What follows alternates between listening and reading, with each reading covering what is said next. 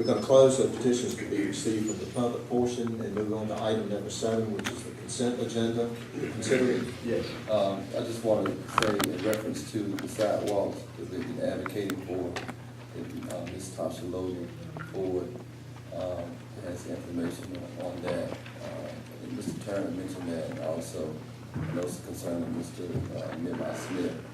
And also it was a request of Ms. Lena Edwards, which was the past president of Hillsdale Community, that she hoped to see. And so will I, those sidewalks, hopefully soon. Okay. All right. We're going to move on to item number 7, which is the consent agenda. A is a temporary street closure. Consideration request from Willie and Christy Bryant to close the 700 block of O'Berry Street from 3 to 7 on Thursday, November 23rd, to feed the less fortunate families for Thanksgiving. Item B is consideration of adoption of the following fiscal year 2017-18 ordinance amendments. There's a budget ordinance amendment there, and the recommended action is to approve the consent agenda, inclusive of approval of adoption of the ordinance and the street closure. Your motion. So moved. Motion by Councilmember Rogers, second by Councilmember Miller. Any discussion? All in favor say aye. Aye. All opposed, no. Item 7 is approved. Item 8 is a public hearing relative to the Down East Home Consortium. This is the amended citizen participation plan. It's a requirement of HUD. The recommended action is to A, receive public comment, 2, approve the plan, and 3, authorize the mayor to execute the same on behalf of the city. It is a public hearing. Does any member of the public wish to speak on this item?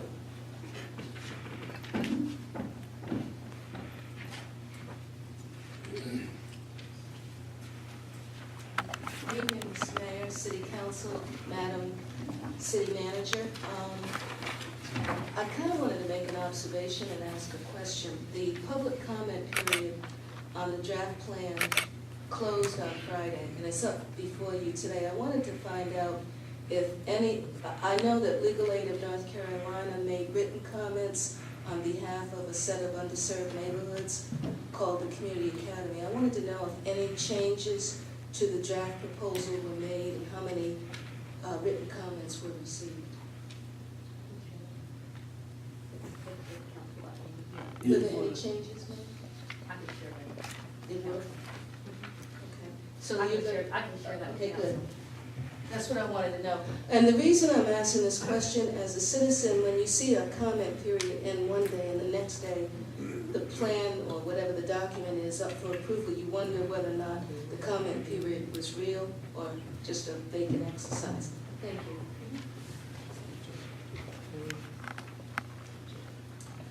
you. Mayor, members of the council, I also have our community development administrator that's here.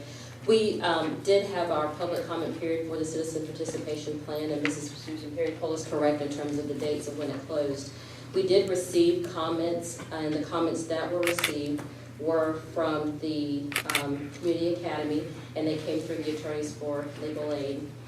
We have a response to those comments and how we handle those. Any comments that are received from the public, or if there are comments that are received during the meeting tonight, we attach those comments to the plan, and then we submit those comments to HUD when the plan is provided to them. The comments that were provided from the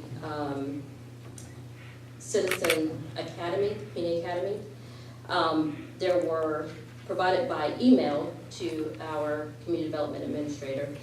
The concerns that were expressed were the burden that was placed on non-English speakers to have interpreters available at public meetings.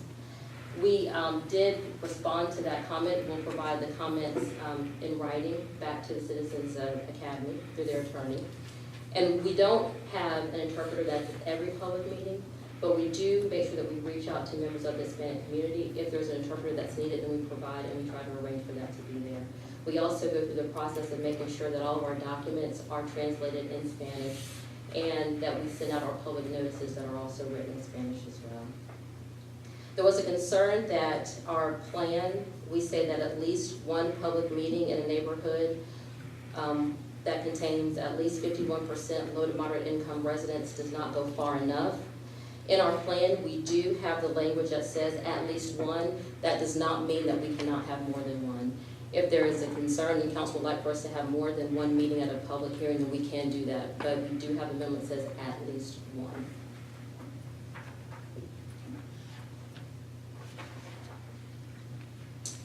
The next concern that was raised was that public notices should extend beyond posting in one newspaper and give more notice. We do post in the local telegram is a paper that we use. That is the paper that the city posts all of our notices in. There was concern about the 7-day period. We did pose an amendment and a change to the current citizen participation plan that we would go to 10 days, which was a recommendation that came from the committee. So we did make that change. The fourth concern that was raised was stakeholder consultation and citizen outreach fails to include citizen-led organizations, and that the plan calls for the city to consult with various public and private agencies. But it did not mention civilian-led organizations such as neighborhood groups that make up the steering committee. We didn't make any changes to the plan to address that particular issue. We did respond by highlighting that all the information that we put out through our neighborhood presidents meeting, and the neighborhood presidents are representative of the different neighborhoods in the community. So we do have our community development administrator, and we do post the notices of our meetings and the processes through that particular group, with the desire that our neighborhood presidents also take that information back to their neighborhoods. On the last two processes that we've had with our annual action plan, and when we started looking at our furthering fair housing process, we did set aside time to have the consultant available to meet with stakeholder groups. With this last process that we're starting with getting ready for our AFH, we did have a stakeholder group that was made up of members of the Hispanic community, and there are other stakeholder groups that we will engage along that process. So we are trying to think about how can we reach out and get more participation in our meetings. And those smaller stakeholder meetings are in addition to the public hearings, the normal public hearings that we have. We typically have one that's here at City Hall.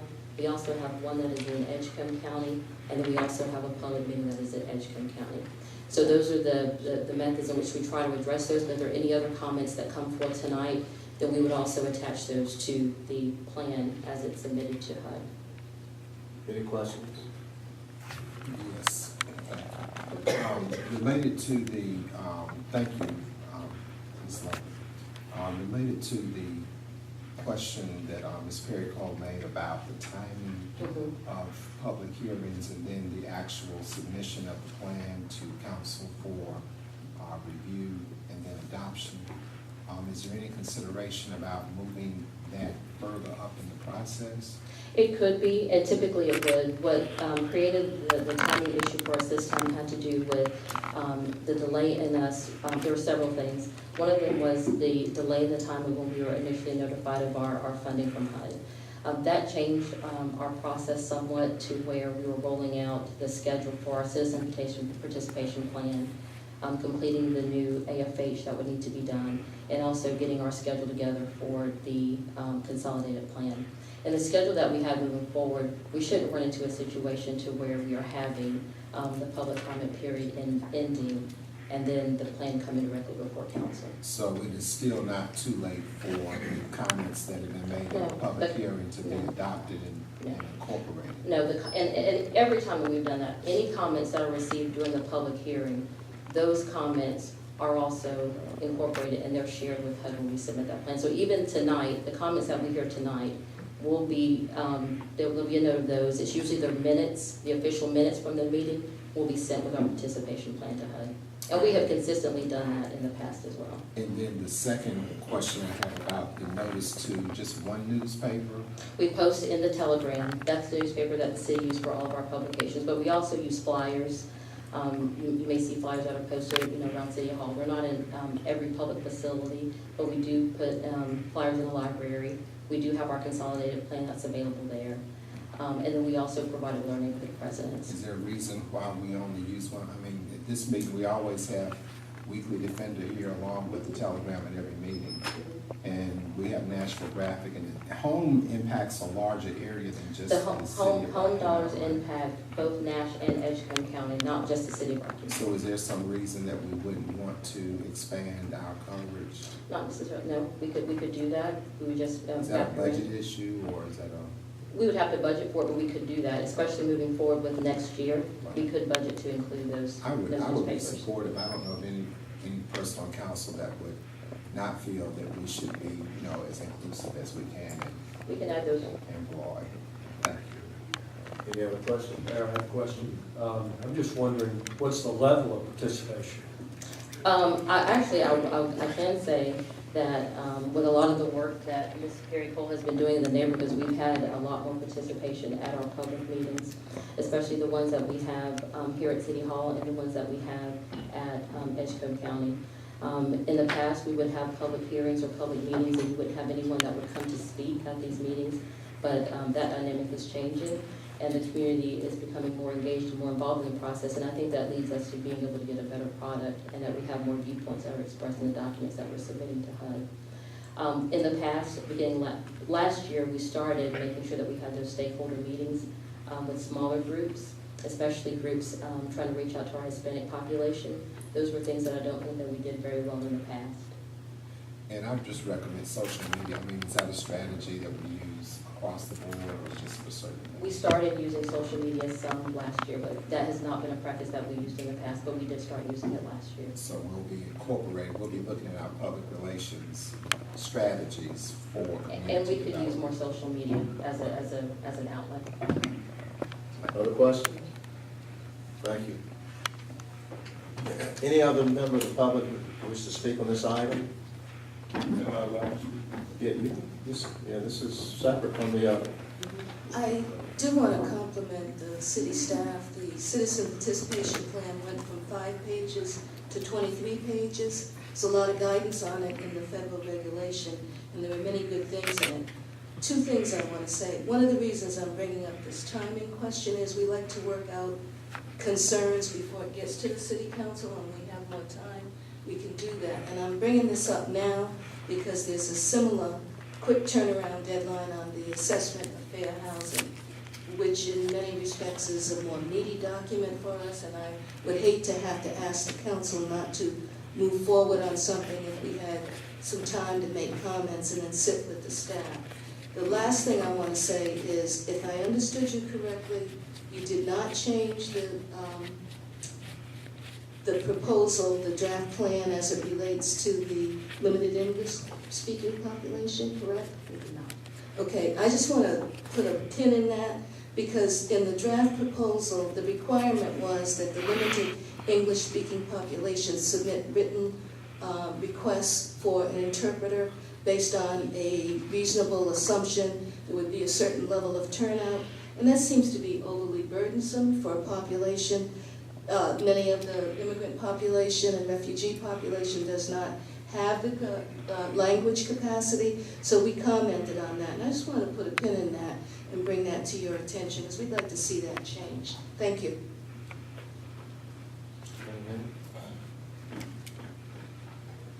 Johnny Cunningham, 1105 Grant Street. I would like to deliver a message to HUD about gentrification and the impact that it's having on poor African Americans are not represented at all. And there's no negative comment against city council. It's just a fact, it's the truth. Those that are being impacted in a severe way are being ignored. They're not considered at any of the meetings. They're not invited to any of the meetings. And then when representatives come before the council to present their suffering, it's ignored. It's like it falls on deaf ears. So if HUD was to hear a message from those that gentrification has the most impact on, it would be, can you imagine a prostitute that's been educated, endowed with power and knowledge, that would be able to walk to the Mill Village and sit down and you would not recognize her? Even a crackhead or a thief or ex-convict, just imagine if the city of Rocky Mount would allow the poor population of this city engage, be a part of the prosperity of the city. If the city of Rocky Mount, just imagine, if you would, roll out the red carpet. We're poor, what do we have? You now can send a message to HUD also. To say, you know, we've been listening, but we just haven't heard it. So if HUD helps you, without HUD, Rocky Mount wouldn't be Rocky Mount. Without federal dollars, there would be no Rocky Mount. HUD and federal dollars is the savior of this city, no doubt about it. So why can't the city, in turn, be the savior for its poor population? Mr. Cunningham, I'm going to stop because this is really public comments about this particular Down East Home Consortium. And so I understand what you were saying, but again, this is really just for this item.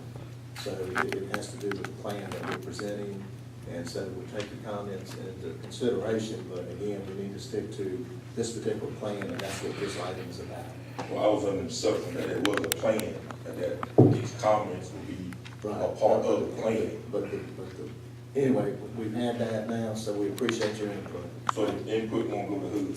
Well, whatever she took notes on, because all of the public input, including what we're recording tonight, will be sent. Yes. The minutes will go. The minutes will go with it, so yes, sir, that will be So sent. is it a possibility that it become part of the plan? It'll be going with the comments, that's what we're doing tonight, getting public comments, so it will go with the rest of the plan to HUD, yes, sir, So they will hear this message. yes. Thank you. All right. We have if there's no one else, then the public hearing is closed.